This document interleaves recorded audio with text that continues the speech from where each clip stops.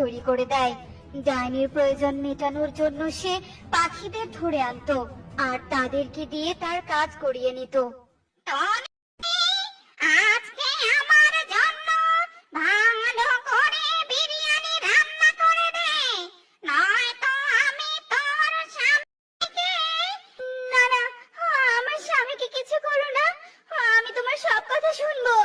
এরপর টুনি আর কথা না বাড়িয়ে রান্না করে দেয়। এভাবেই ডাইনি বনের সব পাখিকে তার দাস বানিয়ে রেখেছিল।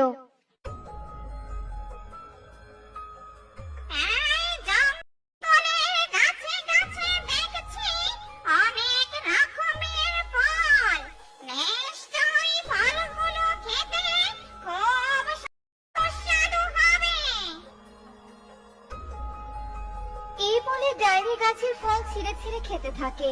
সে প্রতিটি গাছের একটি করে ফল ছিঁড়ে তাতে এক কামড় বসায় আর তা ফেলে দেয়। এভাবেই দিনের পর দিন চলতে থাকে। এরকম চলতে থাকলে তো আমাদের না খেয়ে মরতে হবে। আমরা তো ওই ডাইনির হাতের পুতুল হয়ে যাচ্ছি। আমরা কি তবে কোনোদিন ওই ডাইনির হাত থেকে মুক্তি পাবো না? এভাবে ভয় পেলে চলবে না। এবার আমাদেরকে কিছু একটা করতে হবে। ওই ডাইনির দুর্বলতা আমাদের খুঁজে বের করতে হবে। তারপর সকলে একত্রে একজোট হয়ে ডাইনির অত্যাচারের মোকাবিলা করতে হবে। হ্যাঁ, ঠিক ঠিক। আজ থেকে আমরা সকলে ডাইনির উপর নজর রাখবো। এরপর থেকে সকলে ডাইনির উপর নজর রাখতো আর তার দুর্বলতা খুঁজতে শুরু করে। তোমাদের জন্য একটা সুখবর আছে। ওই ডাইনির দুর্বলতা আমরা পেয়ে গেছি। ওই ডাইনি তার প্রাণভোমরা নীল নদীর নীল পাতাতে লুকিয়ে রেখেছে। ওই নীল পাতা ধ্বংস করতে পারলে ওই ডাইনি ধ্বংস হয়ে যাবে। তবে সবাই আমরা আজ একত্রে ওই ডাইনিকে বিনাশ করব। এরপর সকল পাখি নীল নদীতে যায়।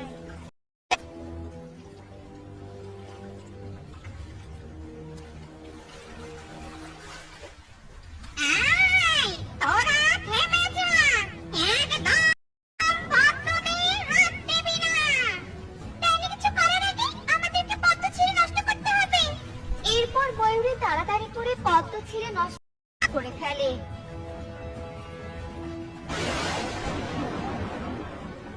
আর ডাইনিও ধ্বংস হয়ে যায়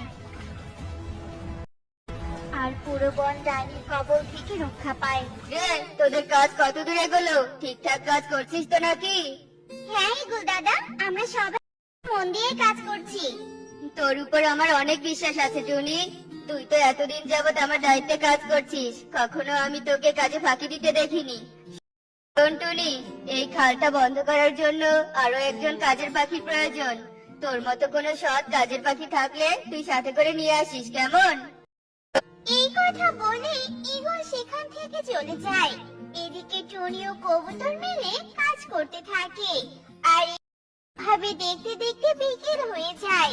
তাই টুনি ও কবুতর যে যার বাড়িতে চলে আসে। শোনো কালু, আজ কতদিন হলো তুমি তোমার চাকরি হারিয়ে বাড়িতে শুয়ে বসে খাচ্ছো? অন্য কোনো কাজের খোঁজ করতেও তো পারো, তাই নয় কি? এইভাবে চলতে থাকলে তো আমরা কিছুদিনের মধ্যে পথে বসবো কালু। কাজ না করার জন্যই তো চাকরিটা আমি ছেড়ে দিয়েছি কাকুলি। আর তোমাকে তো মিথ্যে কথা বলেছি, কিন্তু তুমি আমাকে আবারও কাজ করার কথা বলছো। ঠিক আছে, বাইরে থেকে একটু ঘুরে আসি। কি হলো কি? কি এমন ভাবছো তুমি? কি আর ভাববো, তুমি ঠিকই বলেছো কাকুলি। সত্যি আমার কাজের খোঁজ করা দরকার, তাই আমি একটা কাজের খোঁজে যাচ্ছি। তোমাকে কাজের খোঁজ করতে হবে না কালু দাদা, আমি তোমার জন্য একটা কাজ নিয়ে এসেছি। তুই সত্যি বলছিস টনি? তুই আমাদের খুব বড় উপকার করলি রে। তা কি কাজ করতে হবে শুনি? আমার সাথে মাটি কাটার কাজ করতে হবে কাকুলি দিদি। এখন বলো তো কালু দাদা, তুমি এই কাজ করতে পারবে তো? হ্যাঁ হ্যাঁ পারবে। তুই এখন যা টনি, আমি কাল সময় মতো কালুকে কাজে